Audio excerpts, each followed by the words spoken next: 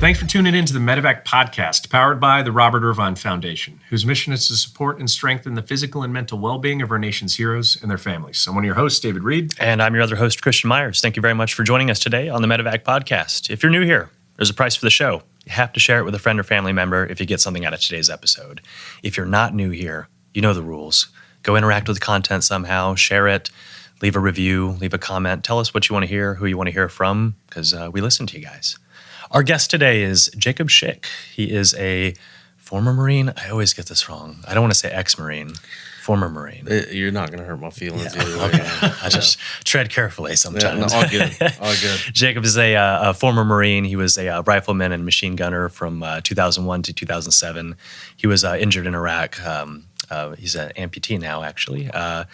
And he is one of the founders of formerly 22 Kill, now One Tribe Foundation, whose mission is to support veterans and first responders, law enforcement officers with emotional and mental health support. So welcome and thanks for joining us today. Thanks for joining us today. Thank you. Appreciate it, guys. Yeah. Awesome. And thank you so much for letting us come record into your facility here. It's beautiful. Oh, thank you. Yeah, we just moved in this year and combined a couple offices, turned them into one. We needed everybody under one roof and learned that during the pandemic. And it's been, we're still moving in, as you guys can see. You acquire a lot of stuff over a decade. Yeah. Well, I'm sure there's a lot to getting to this point. So let's rewind it a little bit. Not really. No. It just happened overnight. Yeah. Overnight success. Overnight success. You got Happens out overnight. and this fell into your lap. Well, let's rewind it back to, what inspired you to join the Marines? Why the Marines? Why military service in general? Yeah, so I'm a third generation combat Marine after my grandfather fought World War II and uncle at Vietnam. And I was really close to my grandmother growing up. And I was her favorite out of all my siblings and my cousins. And she would say it in front of God and everybody. As far as she's concerned, she only has one grandbaby. And we were just really tight. And I learned ultimately service above self from her. She was the president of the auxiliary for the VFW in the state of Louisiana. And we would go do bingo often and then take, cookies and cupcakes and pies and cakes to the nursing home, visit the vets, because I never got to meet my grandfather. He died a couple years before I was born, but I knew at a really young age that's what I was going to do. I just was convicted that that's what I was going to do. And in particular, I remember being right around the age of 5 when she took me over to Reid's house. I'm pretty sure what his name, that's what everybody called him though. And she set me on Reid's lap, and Reid was showing me this photo album. And then he got to the certain page and he looked at my grandmother as if to get permission, and she nodded with emphasis. And he turned the page and it was just piles of emaciated bodies. And turns out Reid was a World War II combat photographer. And there were pictures of the liberated concentration camp. And I just remember that hitting me. It hit me at that age, and I have 2 sons, and I'm like, that would never happen now. Show up. But I think that's probably one of the problems that we're seeing nowadays. But ever since then, I was just convicted that I wanted to do something greater than I'll ever be. And because of my family lineage, I have warriors in my bloodline all the way back to the 1600s in Scotland. And I clearly got bit by that bug. But early. And don't regret any of it. I mean, I really am... I'm proud to say that I was a part of something that is globally recognized still, Absolutely. So you joined right out of high school, I'm assuming? Yeah, right out of high school. Yeah. And what year was that? So I graduated in 2001. I signed up May. So graduated 2001 in May. Mm-hmm. And then You already did the math? You did the math. Yeah. You were in basic. But September here is a pretty huge date in 2001. So did you enlist right like before you finished high school or kind of in that summer? No, so I actually signed up before May. I graduated May. Maybe it was June. It was a long time ago. But I did the buddy system the buddy of mine I played football with. And so we weren't due to ship to boot until like December. Okay. Because I told him, like, bro, we should get a few months to chill, party. Yeah, party. To party through the summer. For sure. Makes sense. Right? Yeah. Get a proper send-off. And I was like, because we're going to, once we go do this thing, it's, playtime's over. Yeah. Yes. And then, of course, 9/11 happened. And he was over at my house, actually, and I remember waking up, turning on the TV. We watched the second plane hit the South Tower, and I looked at him and I said, we're going to war. Yeah. And you didn't have to be a dignitary to know this Absolutely. was bad and wasn't an accident. And shortly thereafter, our recruiter called and said, y'all get ready and pack your trash because you got to go get trained up and you're both combat billets. He was actually artillery. Wow. And, we were in boot in October. Wow. So it pushed the timeline. Yeah. Yeah. How did you feel about that? Did it change anything, or did it just I was scared shitless. reinforce it? Oh, yeah. Because you're 18, 19, and you feel like you can take the world on with one arm tied behind your back. And I didn't need to be a basically trained Marine, or Marine for that matter, to feel that way. Sure. After playing Texas football and doing that whole thing. And it was sobering, to say the least. But it was also at the same time, I feel like we had a distinct advantage in comparison to a bunch of the recruits that show up, or cadets or what have you, whatever they're called, every respective branch. Like we had this motivation that, this is not, of course, there's a lot of mental games in every boot camp, particularly the Marine Corps boot camp. But you knew that you need to be a knowledge sponge. Yeah. Take it all in because it's a matter of time. Yeah, especially now, right? Right. You went from peacetime to wartime, and now, like, I better listen. Yeah. And it was one of those where I wasn't gonna. I knew when I was standing on the yellow footprints too that I even had more of an advantage because my grandfather was a Hollywood Marine. My uncle went to Paris Island, and there's this big thing in the Corps between which one's worse. And anyway, there's 0 mountains at Camp Lejeune. But it was when I stood on these yellow footprints, I thought to myself, did my grandfather stand on these same yellow footprints? Yeah. And I just had this overwhelming assuredness that I was right where I was supposed to be. Mm-hmm. And I knew I was leaving there as a Marine or in a box. Those were my two options. Yeah. And at the end of the day, that's what you signed up for. Yeah. So especially as a Marine, you're kind of ready for that fight. Mm. Well, you better be. You better be. Yeah. You better be. So you get pushed up. Your timeline gets pushed to October now, and you get sent off, and you go through your training. Mm-hmm. How fast was it before you were deployed? So that's where the whole hurry up and wait from Uncle Sam comes in. Yeah. I did boot camp, had the 10 days leave, went to School of Infantry, finished that, checked into my unit with my first sergeant, and I checked in. I was actually late and didn't know I was late, so it was not a solid first impression. And then my unit at the time was actually deployed to Gitmo. There in Guantanamo Bay, doing perimeter security. And he told me, you're going to go check in. You check in, you're going to go wait for a phone call because you're going to be linking up with them. Stay by your phone. And here I am, 19, 20, whatever I was. And I was like, roger that. Yeah, stay by my phone. Yeah. And, but for whatever reason, I never ended up linking up with them. Mm-hmm. And then they got back. And so you had to go through the whole getting to know everybody, being the FNG, and it was, I was actually very blessed because when I showed back up, went to meet all the guys, I was approached by a guy that was like, he walked up to me and he was like, Schick, like Jacob Schick? And I was like, is this the guy I'm going to have to prove my worth with? Like, he's a pretty little dude. I'm surprised this is the guy. And he was like, and he pointed at his name tape, and he's like, Rayleigh, it's Matt Rayleigh. And I was like, holy shit. We were best friends growing up.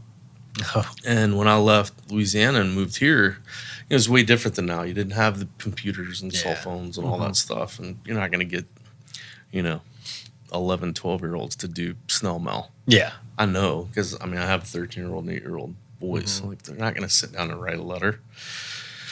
And so that was actually cool because it gave me, I probably did a lot less Firewatch than otherwise would have had to do.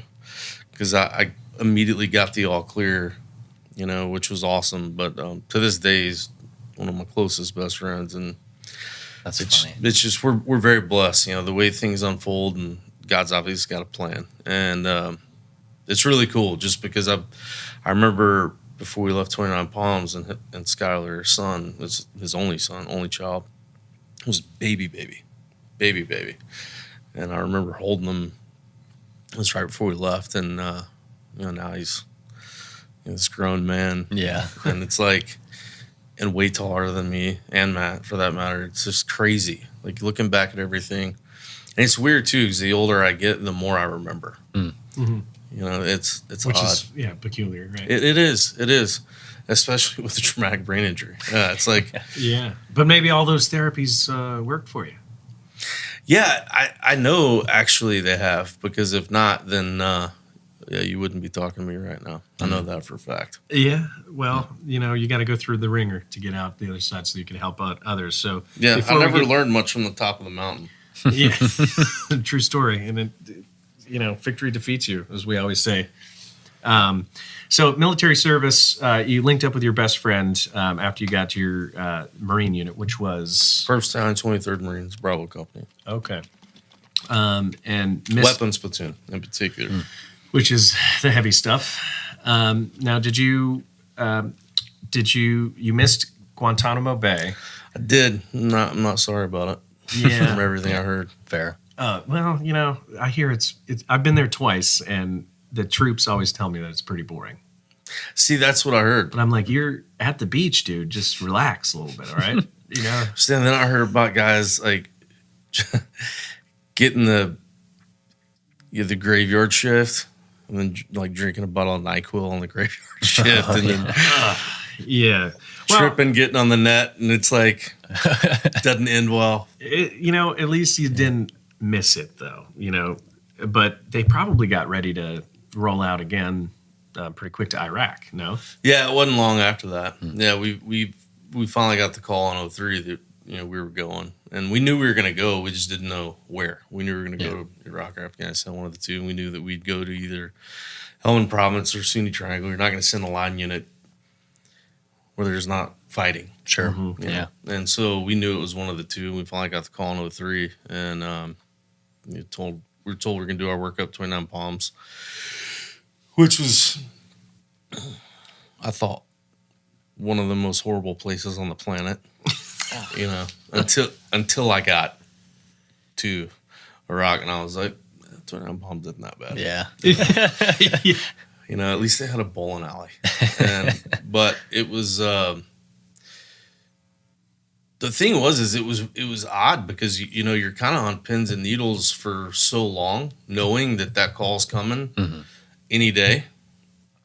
But we were a tight knit unit, man. We were actually really lucky, and I kind of got grandfathered into that because I didn't get to go to Gitmo with the guys, and they were already pretty tight, and knowing that this is a pit stop, and so it was. I'm just super grateful to be a part of that unit, man. I mean, those are not only some of the best Marines to probably ever be in the Corps, but some of the best humans. It just was. I think that says a lot about,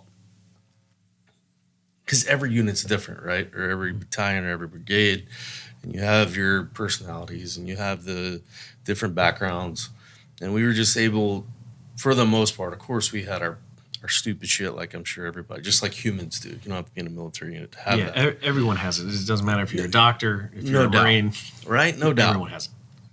But I think we, for the most part, man, we were tight, like we clicked, And I think that that's a testament to just how much the success rate for that battalion, and I'm super grateful to be a part of it. Mm-hmm. You know, I mean, I'm just a very small part, but very, very grateful, you know, and humbled to be able to say that not only am I a Marine because I'm following the footsteps of my uncle and my grandfather, but to say that, you know, I'm a very small part of the Battle of Bastards is I don't say that lightly, you know. Mm-hmm. Sure. Because, I mean, every one of them's just awesome. Just awesome humans. And I'm sure that really strengthened over your career, the closeness of that bond. Initial thoughts. I'm always curious on the initial thoughts right off the bird. You get hit by that wave. What time did you go in 2003? So we started our workup 2003, or no, we got the call 2003. Started workup 04. We were in Kuwait summer of 04 and Sunni Triangle and toward late summer 04. So hot. Yeah. So real. That's why when we got to Kuwait, I remember we got to Kuwait and the plane doors opened and it was like the oxygen got sucked out of the plane. Yeah. And I was like, that's that initial hit. yeah. And I remember walking off the bird and thinking like, already missed 29 pounds. I never thought I'd say that. Yeah, and it's like 120 degrees plus the tarmac is heating. It's hot as shit. Gasping for air. It's crazy. Yeah. Like it's next level. And we look, we're in Texas. Yeah. Doesn't hold a candle to it. Nope. There's no heat like that. One thing where I grew to hate this saying, so it's a dry heat. I'm like, STFU. Like it's not just no. Just stop it. I will say, did Afghanistan hotter than shit. When I got to Africa for the first time, East Africa, middle of summer, 120, 100% humidity, and you're below sea level. So you're just roasting. I was like, there's no way anything could be hotter than Afghanistan. Showed up there. I'm like, well, I've been proven wrong. God's like, hold my salad and watch Dude, this. it's bad. Yeah, it's bad. And that soaking just wet. makes absolutely everything worse. Yeah, it does. Everything worse. Yeah, agreed. That weather. Yeah. Agreed. I mean, my best example is because you get asked this question probably a lot as well. It's like, oh, was it hot over there? And you're like, you go sit in the sauna at the gym on its hottest day, cranked up, sitting there for like 10 minutes. Now put a full uniform on with your full kit on. Yeah. And there's no air conditioner in sight. And do burpees. And just keep doing burpees. And do weapons maintenance every 20 minutes. Yeah, that too. Yeah. Because the sand is like moon dust. Yeah. It's just. And it will get in places that you didn't know you had on your body. Oh yeah. Ears, nose, eyes. Yeah, it's crazy. Yeah, it's miserable. Yeah. And my gunny was notorious for always saying, it's tropical, Jets. It's tropical. And it was just like, you couldn't say anything. If you call it obviously. vacation, it is vacation. You know, but he was... It's tropical. It's going back to his Pacific roots right there. I mean, but one of the best leaders, I think, probably to ever don the cloth of the nation. Mm-hmm. Like, he just had this presence about him that, you know, there was playtime and then there was all the rest of the time. Mm-hmm. You know, he just is a great human being. Yeah. And then, so that's go time for you. So you're getting off the bird, you're getting that initial shock. What does the rest of your kind of your spin up look like before you start activating? So we we left 29 Palms. We got to Kuwait, and I remember thinking, because we got off the bird, then there was like a Subway and a Pizza Hut, and I was like, huh. And we had this really like badass air conditioned tent that we slept in, and I was like, all right. I mean, it's not terrible. Yeah, could be worse. Right, but we're only... That's Kuwait. And then we left Kuwait. After we were only there a couple days, and we got into Al Asad, and everything changed. You know, everything changed. And, you know, we were a reserve unit, and I joined the reserves because I had this desire to, because we had Corporal Schick from World War II, Corporal Schick in Vietnam era, And I was like, okay, I want to raise the bar for whoever the fourth generation is. We don't need another Corporal Schick. We've done that. And obviously, Johnny Giad had different plans, which is fine because I'm upright and breathing. But I was joined the reserves. I wanted to go to college. I wanted to be a Mustang. Pick up sergeant, pick up my commission. I was going to be a lifer for sure. I loved everything about the Marine Corps. Yeah. I loved it. And that was my plan, my life plan. I had it nailed down, and this is what I was going to do. And obviously that all changed, but again, everything happens for a reason, and I think it's by design that we don't have all the answers. You know, I think that how boring life would be if we did know everything that was going to happen. Yeah. How, why, when? What's the point? Yeah. You know. And so we got to Al Assad, and it was much less sexy than Kuwait.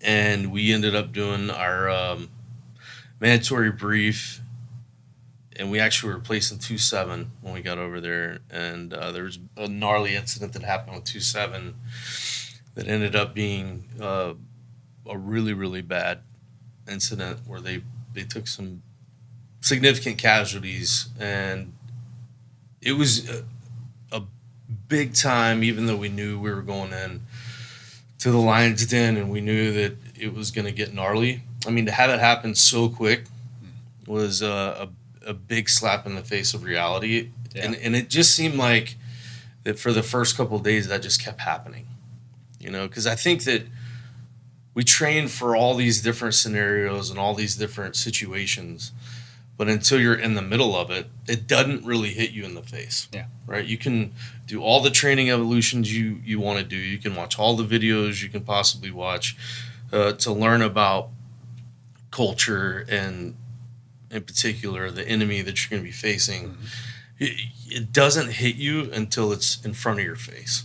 Yeah. Then it really sets in. And so that's when for all of us, I think there was this quiet, unspoken nervousness, right? And for a lot of people, like every time I hear from a warrior and they're like, "Oh, no, I was never scared. I was never scared. I was never nervous." And it's like, well, you're either lying or intellectually a sociopath. Like it's because how? Yeah, you know, you're gonna be scared. Yeah. And so we ended up, hitting it hard. It was the summer of 2004, Scene Triangle, and we were busy. And it was crazy, fast pace. And, you know, I remember when I left because I told my family, the last family gathering with the unit, and I told my family, don't write me, don't send me anything. I'm not going to write you. I'm not going to call you. Just focus on the mission. Don't watch the news. No news is good news. See you in 7 months. And that was mainly because, yes, focus on the job at hand. And then I didn't need the shit back here becoming my shit over there. 100%. And it was almost like a self-protection thing for me and for the unit and for the guys. And because you all know, it's the smallest thing can affect you, especially when it comes from back here. And it happened multiple times just in the short time I was there. Yeah. Hey, mom's sick. Like, before I got hit. Well, right? yeah. What do you do? Yeah. Like, you're on the other side of the world. Yeah. Yeah. You know, it's not like you just, hey, I'm gonna go hit the airport and just catch a one-way back to. That's not how that works. Yeah. You know, and so it was. It could plague your mind. Yeah. Yeah. But that was my thing. Is I was very adamant about that. Is I didn't want any distractions outside of being there and being fully present, immersed in what we were doing there. And we did.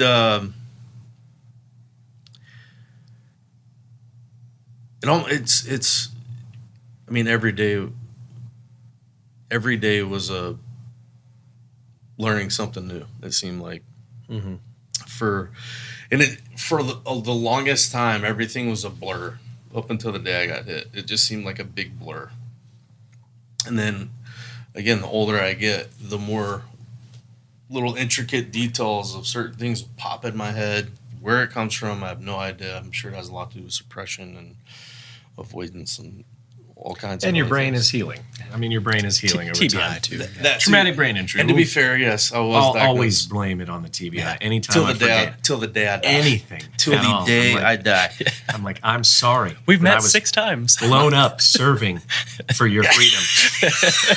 Oh, best excuse ever. Dude, Sorry, I forgot your birthday. I have my wife and my sons are like, "Are you gonna use that for?" I'm like, "You're damn right." You goddamn right. Absolutely. Absolutely. And Hell you yeah. deserved it, my friend. You know what? deserved it.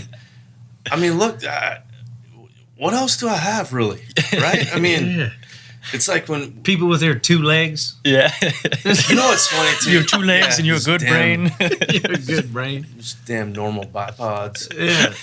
So it's like with my son, my oldest son, both boys play sports, but it's like I was telling, he was bitching about something. Something happened. Well, it was about working out, and I told him about, hey, if you really want to be a successful athlete, you have to be willing to put in the work when there's no fanfare. Mm-hmm. That's when you really are going to grow as an athlete. Yeah. Do it when you don't want to. Right. Yeah. And he said something about like, oh, but I'm kind of sore or something along those lines. Just being a kid. And I looked at him and I had this realization that I was like, man, I said, Jack, do you realize that? I said, you want to hear something very sad? He was like, what, Dad? And I said, I don't remember what it's like to get up and just go pee. Yeah. Mm-hmm. Like if I'm in bed, don't have my leg on. Yeah. I have zero recollection of what that's like. That's how much I took it for granted. Like I don't even recall that. And he was like, whoa. I said, yeah. Clicked for him. Yeah. I mean, mine is just hopping in the shower after just a dirty day. Just jumping right in the shower. Can't do that. No, you're sitting down, you're changing it out. I'm definitely not hopping anywhere. Not in the shower. Yeah. And then that's another thing, travel. I travel all the time too. And Yeah. it's like if I bring a carry-on, I can't fit a leg in it. Dude, it's a beating. So I'm just one-legged showers. And no matter what, you're getting a special treatment from Top Flight Security of America, also known as TSA. Yeah. Yes. No matter Every what. single time. Let me Can you check guys it. talk about this real quick? Because Yes. this bothers Dave and I travel together year round all the time. And this bothers the absolute shit out of me. Yeah. Every single time you guys go through Every TSA, time. they're going to swab you. They're going to make you take your leg off. You get They're the going to inspect it. The full treatment. Full gambit. They get to, some random dude gets to second base with you. Yep, every time. Every time. And that's Yeah. every And it doesn't matter amputee. if you're pre-check, global entry, doesn't matter. Yeah. Nope. They're going to Every time. invade your privacy Every in time. a very I've sensitive been, area. I've been pulled at gunpoint before, dogs up my ass. I mean, it's wild. And, you're like, dude, here's my cat card. Like, And it doesn't matter. doesn't matter. Doesn't matter to Yeah. them. And look, I used to argue it, but same. 14 right? years later, what do you do? Same. You know? There comes to a point where it's like, just play the game and get through, because this is such an insignificant part of my day yeah. that I just need to get through here. And it's- The biggest beating of it for me, especially when the boys were younger, was because we'd be going through, sir, you need to step over here. Yeah. And I remember J-Mo being little, our sons are Jackson and Jameson, and then Jameson being little and like getting upset. Is Daddy in trouble? Yeah. And it's like, hey man, you see that blonde hair, blue eyed kid right there? Like that is terrified that I did something wrong and I'm getting in trouble because you have a significant lack of common sense. Yeah. Mm-hmm. Right? Man. Just do what is just profile. Yeah. I mean, it really has a pretty good success rate. Like just, There's a reason it. but they all utilize the it, yeah. political bullshit and all the stuff that's been implemented by our government, that's everything, that's the antithesis of common sense and operating with logic and reason is why. That's why. Yeah. And it has to be treated like criminal intent. And I'll say this for me, and I don't know about you, but I do, anytime I feel more like criminal going through TSA than oh, yeah. some like no shit crimes I committed. Like obviously not major crimes, but you know what I mean? Yeah, absolutely. Yeah. Which that is dependent upon the day, because I do play the game, but there is times where I'll look at my wife and I'm pissed. Yeah. I'm just having one of those days. And it just adds to insult it. It does. I mean, every time I make eye contact with this guy as he's staring at the gate. I just make eye contact. And at this point, like I've been doing it long enough where I just fuck with the TSA agents too. Like they'll be like, "Sir, you got to take your shoes off," and I'm like, "They don't come off." And they look at me, you know, and they're like, "What are they going to say?" Like, you mind taking your? And that's another thing too. You mind taking it off so I can inspect inside? No, I can't. Not can't doing that. Yeah, I'm not going to take that off. I'm not going to drop my pants for you. Like, it's not going to happen. Yeah. I've definitely done the same. Yeah. Because you have to. Especially the background we come from. You know, there's a lot of funny ha-ha. Yeah. Right? And at the most inappropriate times. And I definitely have screwed with TSA. Especially when they put the pad. Yeah. Whatever that is that they do in the machine, the prosthetic, and then palm of your hands. Yeah. And they put it in the machine, and I swear those machines are about as dependent as I pop hot all the time. I pop hot on. I don't know about you. I pop hot on those for explosives. It's such a toss up. Yeah. And I had one guy at Love. So a few years ago, I can't remember where my wife and I were going, but because we travel a lot too, and we were pushing it on time. And I had one guy tell me, you peeing for something really, really, really bad. And I went, 3 reallys. And then he was like, you're going to have to come to it took me like this private room. 3 reallys. Yeah. And then this, you could tell he was an EOD, Bubba, just reeked of EOD. Yeah. And he walked in and saw me because he was one of the bomb guys. And he walked in, opened the door, and sees me. And I'm just sitting there probably wearing something similar to what I'm wearing now, like I wear every day. And he just goes, "Oh, fuck." And I was like, "Oh, good. He's one of us." Yeah. And I just asked him, I'm like, "Bro, if I just take my leg off and give it to you and you put it through the machine, would that be the path of least resistance for this whole thing? Because we're pushing it on time already." Yeah. And he's like, "Absolutely not." Took it off and I tossed it to him. Went and put it through the machine, came back, opened the door, tossed it to me. He's like, "You're good, bro." I'm like, "Thank you." Yeah, I actually had a similar situation. I was in Jersey, and explosive comes up on the machine, take me to a room.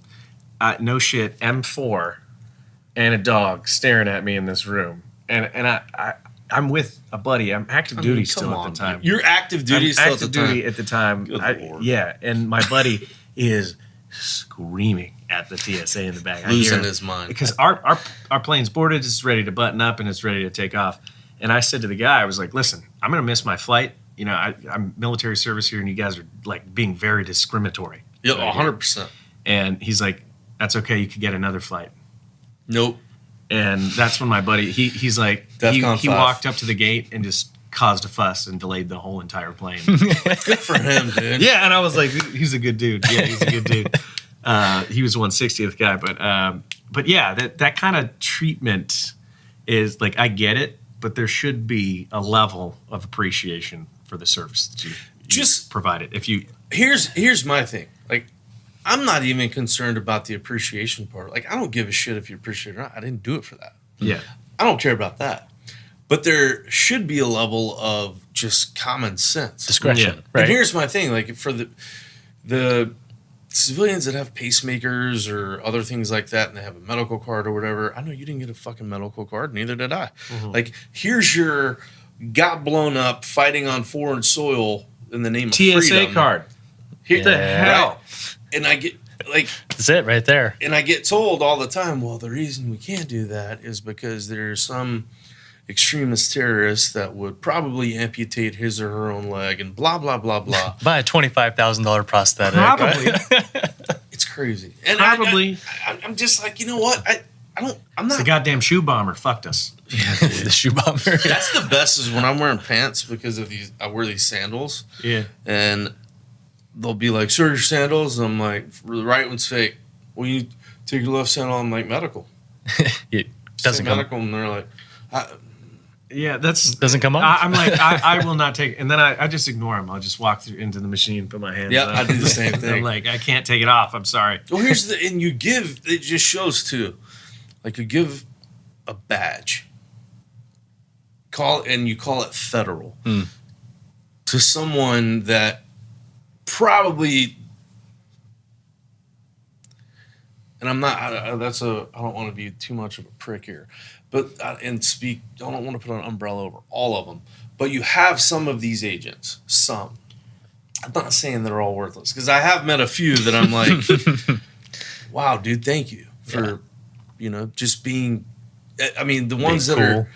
are, right? Because I don't wear oorah shit, but I do have an eagle of an acre that I wear around my neck. I wear it on my necklace. And so when I go through, they have, they're pull your necklace out, do all that shit. Well, that's the time where it's like maybe one time out of 10, that's a 0.25 out of 10. They do 2 and 2, which dampens down some of the insult to injury treatment. Some, there's only been a couple times out of the God knows how many times I've flown since I was hit that it's been like, hey, you vet. Yeah, that happened over there. Yes, sir. Yes, ma'am. Like, come with me. Maybe twice that's happened. And I get that we can't, I mean, I'm not saying I want preferential or special treatment, because I'm of the firm belief that nobody owes me shit. Yeah. Nobody made me do what I did. Yeah. Right? I was volunteer. Nobody had a gun in my head. You didn't do it for the attaboys. Right. Got it. But, because of the 0.5% of the population, I think that we should look at, as a government, and implementing standard operating procedures and policies to focus on the 0.5% that doesn't shine a huge spotlight on guys like us. Yeah. Entirely. And it would not be that hard to do. No, and honestly, you're right. I mean, something simple as a medical card, that's dished out that helps people. Just discretion. Just discretion. Like you look at it, like I think that's part of the job description at TSA, though, is they're like they check the box if you're human, yes or no, and you have to check no to get hired there. Yeah. My older brother calls me. Mode. Yeah.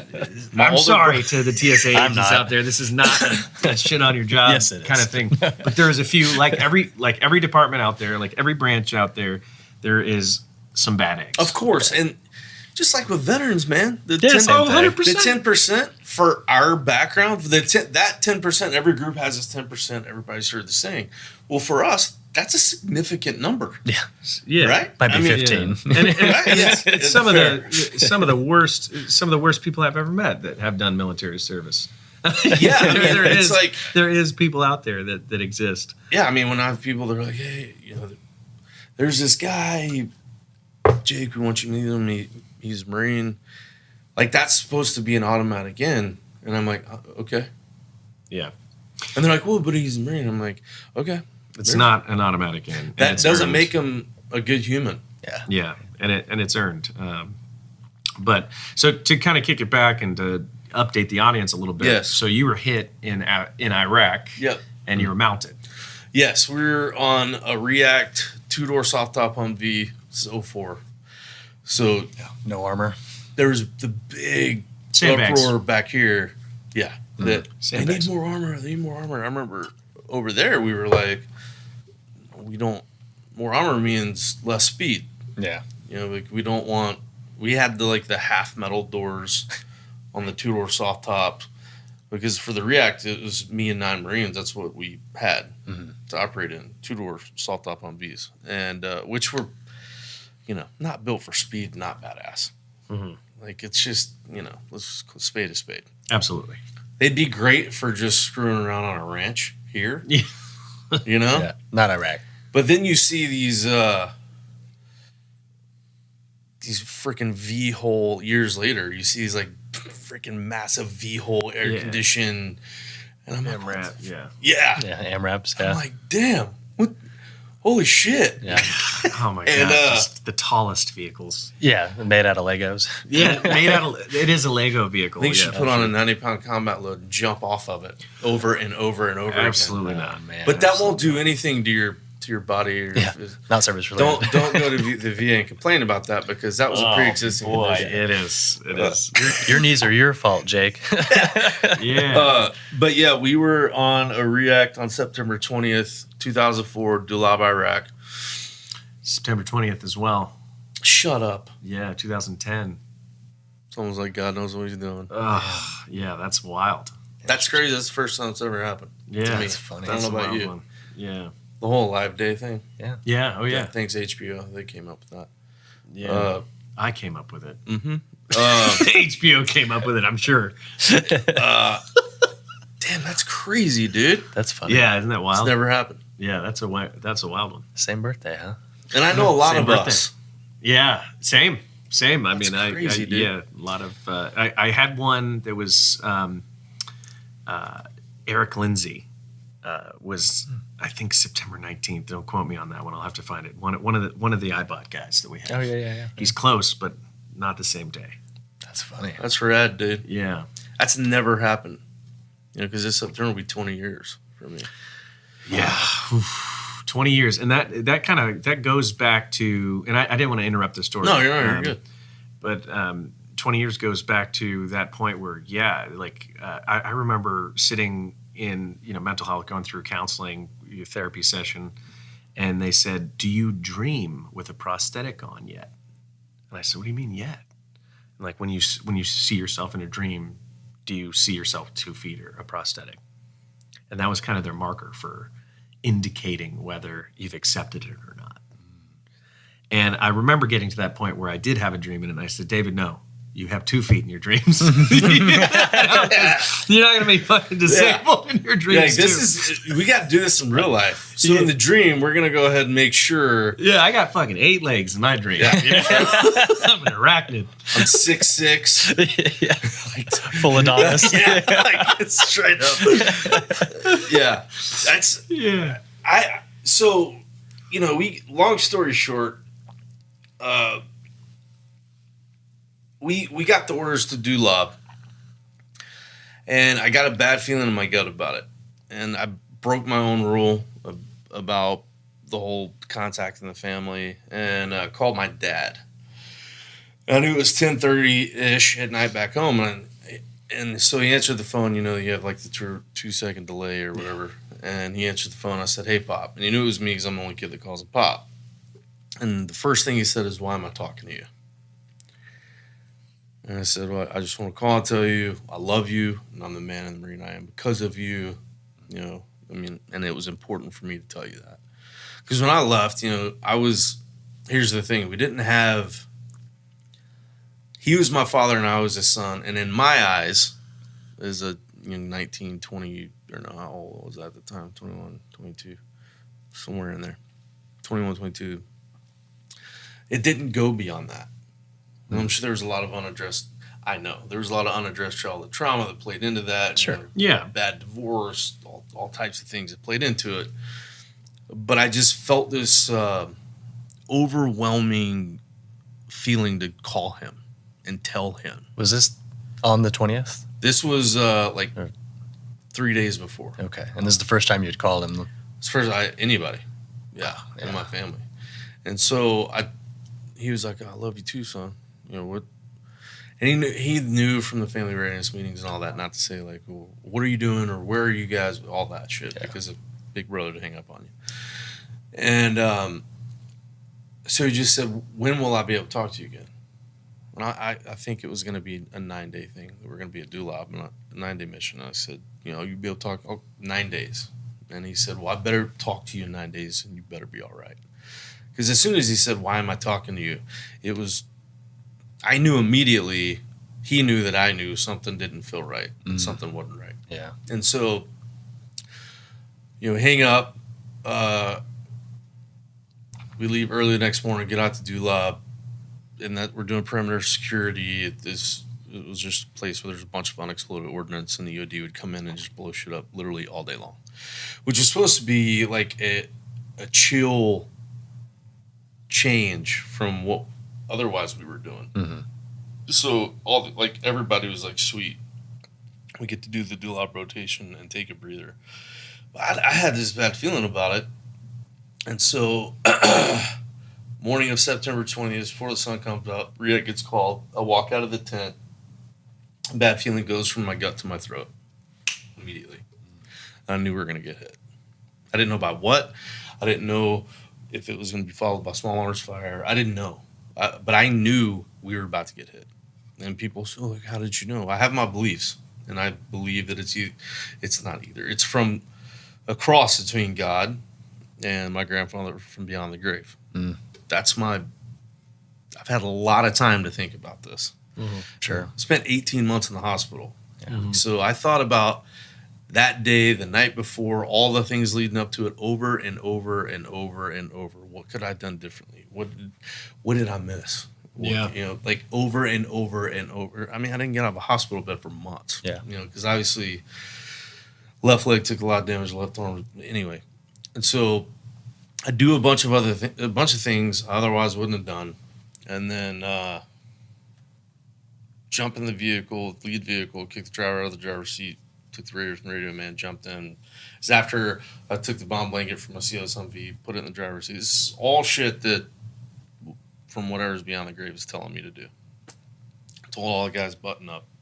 3 minutes later, we hit 3155 Mike's pressure plate ignited, blows up directly beneath me, blows me 30 feet to the top of the Humvee, stick the landing with my head because I'm a Marine and we believe in good form, as I like to say.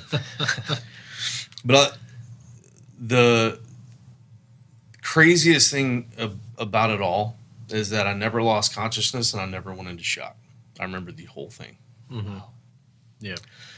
And it was this chain of events after that if I would have gone over, if I would have deployed, even really, if I would have deployed an atheist and then got hit, spent 18 months in the hospital, seeing all the things that I saw, before getting hit, after getting hit, being in the hospital, getting out of the hospital, and then still choosing to be an atheist, I would be actively choosing ignorance. Mm. I feel like it, because there were so many things that it was like you couldn't explain. Yeah. Sure. So many things, so many times. Yeah. And so, I'm on the deck doing my self-assessment, and I knew I was fucked up, and I knew it was bad. And I mean, I couldn't see out of my right eye, because the shatterproof lenses are in fact not shatterproof. Mm. They're now called shatter resistant. But my fibia and my tibia had compound fracture in my left leg, and they were sticking out of my left leg. Mm-hmm. My left foot was wrapped around the bottom of my leg and then inverted, and I saw my sock, my boot was blown off. And I remember thinking to myself two things, like, one, that's not supposed to be like that, and two, that was a significant blast. Like, that was a significant amount of force to take my combat boot off but not take my foot. Like, that takes a tremendous amount of force. Yeah. And then I saw my left arm, this part of my left hand was hanging down by my left elbow. Mm-hmm. Almost saw daylight, or did see daylight through my left arm, where there was a big hole. Came through a piece of shrapnel. Took 5 inches of my ulna out of my arm. Had shrapnel in my chin and neck, inside of my face. And right leg looked normal, but my right foot, I knew my right foot was broken. And I felt it. And all my ribs were broken from the steering wheel disengaging, hit me in my chest. Before, and y'all know how there's such a multitude series of events that happens before you're ejected or whatever the big event is. Yeah. And so doing my self-assessment, can't breathe, and then I know it's bad, and then I just pray, like, I know I'm dying. Like, I know that this is really bad, and I need to focus right now on 1 second at a time. And I just said a prayer to God, and I said, hey, big man, all I ask is you don't take me in front of my brothers. That's all I ask. As soon as the skids leave the deck, I'm all ears. Just please don't let my family watch me die. That's all I ask. Mm-hmm. And right at that moment, it was, the pain just got more and more and more intense. And the guys finally got to me and found me, because, you know, with all the smoke and the sand, and the explosion, it takes forever for that shit to settle. Yeah. And they load me up. Again, really long story short. Take me back up the command post in a second vehicle that didn't take any damage from my knowledge. I mean, I was never told if it did, but I highly doubt it did. But take me back up to the command post. Doc's ready and waiting on me. Doc starts working on me, like doing his thing. And, I mean, I'm in a shit ton of pain at this point. And it's like, I can't even, like, it's indescribable. Yeah. Pain. Mm-hmm. But I'm super grateful for that time, because I got to hold the hand, because, you know, the soft tops, you know, the back's open, you get in the driver passenger seat and reach in the back to grab whatever. And there's nothing wrong with my right arm or my right hand. It's pretty much the only thing on my body that wasn't like broken or crushed. Yeah. I mean, I just had a couple minor burns on my right hand and like minor shrapnel. And I got to hold the hand of those Marines and tell them how much I love them and what they mean to me, and that, you know, they got to go fight for me. I'm out to fight. And you got the reason I'm really grateful for that time is that the Marine bravado and the tough guy bullshit goes out the window, and you have this human to human connection. Yeah. You know, because I truly love those dudes and respect those dudes, and they mean so much to me. And it was a very gnarly, emotional moment that if I forget, I have full-blown Alzheimer's. It was very, very intense and very impactful to me. Yeah. Something that I'll never forget, and I don't take lightly. Mm. And after 42 minutes, the Black Hawk got there. They load me up, take me to Balad Field Hospital outside Baghdad. And that's where my own personal war began. My own personal battle started right then. And I remember leaving the guys, and it was that was the hardest part of all of it. All of it, up to this point right now, talking to you both. Like, that was the hardest part. Because I remember when, you know, Doc was first working on me, and, you know, he'd only hit me with 2 sticks of morphine, and I kept saying, "Hit me again, Doc." And he's working on me. "Hit me again, Doc." He's working, and like, he's ignoring me. Mm. He's just doing his thing, because he would put something on, wrap up, I'd bleed through it, or, you know, tell somebody to grab something, bring him something, help him. And so it started pissing me off, because it was like, you're right in front of my face. Why are you not acknowledging what I'm saying? Hit me again. Yeah. And then I just got yelled. I got real pissed and yelled. And, I said, "Hit me again, you stretchy bastard." Because I'd seen his backpack. Like, I had seen all the morphine shots in his backpack. Yeah. I'm like, this thing's full of them. Like, I've seen it. Knock me out, baby. Right? And I didn't know, man. I was a young, dumb kid, and now I'm just a slightly older, dumb kid. And but I didn't know that if the medical reasons behind not administering more, and nor did I give a shit at the moment. Yeah. Right? But I didn't know that the muscles around the lungs could relax so much that you could suffocate and all that shit. Nor did I care. Mm. Yeah. I would have said, I'll roll the dice. Yeah. Yeah. At that moment. All right. But again, I think everything happens for a reason, and he's one of the best, if not the best, corpsman to ever freaking serve. And usually on September 20th, I'll get a text from him, and it'll just say, "Do you still think I'm a stingy bastard?" Every year. And for 20 years. Consistency. Yes. That's good. But I love you. Yeah, absolutely. Yeah, absolutely. But yeah, get into Balad, and things just go from gnarly to gnarlier. And you know how it goes after that. It's just 1 second at a time, 1 minute at a time, and day at a time. I think you kind of nailed it earlier, too, in saying that that's when the true battle begins. Mm-hmm. Yeah. The true battle begins. Because you don't have the man to your left and your right. Yeah. Well, and then you go through this phase of losing what you think is your identity at the time and your purpose. You in your mind, as you're sitting there for 18 months or contemplating, hey, I was committed to this for at least 20 years. Yeah. And then all of a sudden it's like, what am I going to do now? And I call it the big reveal, like you see in any movies. Like you pull the sheets back and you're like, what has happened to me? Right. And I'm sure that went through your head as well. Yeah. I mean, I remember, because I left Balad, went to Germany, and then from Germany to Bethesda, and then I was only in Bethesda for a few months. Then went from Bethesda to Brooke Army Medical in San Antonio, which I like to joke that 50% of my post-traumatic stress is as a result of me being the only Marine at an Army facility. And have you been there recently?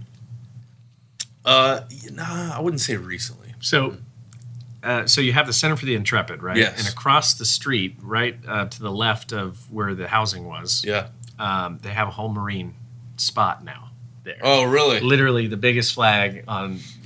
It's got the biggest gate flag. Here's my shock face that's what the Marines were like. This is what we need. And they got it. Yeah. And they got it for sure. Well, I mean, you know what? Here's the thing. I'm fairly certain you'd say the same, but I think military medicine is some of the best medicine in the world. The individuals or the prescription? No. The individuals, the overall, the give a damn. Because I agree about the people, the professionalism, the experience. Yeah, research. I mean, you can't compare that. Especially a lot of these guys. Some of them started off as a medic. Yeah. And then they made it all the way up to a physician. So you got that battlefield trauma, implemented in them. Some of the best surgeons, some of the best physicians that I've nurses, PTs, OTs. It was the auxiliary individuals that I had issues with. And we've all ran into that at the VA system where... No, I haven't. What do you mean? Yeah. Smooth sailing for you, I'm sure. Whatever do you mean? And then, during that time specifically was the prescription crisis. Oh, man. The veteran community or the military community was... It's still an issue, too. It's just less talked about now. It's still an issue. Yeah, it is a huge issue. But that's a whole different podcast we'll get into. So we're kind of coming up on our time, but we still have a lot of stuff to talk about. So we want to turn this into 2 episodes, I think. So we're going to go ahead and stop this right here. For the audience out there, tune in next week, guys.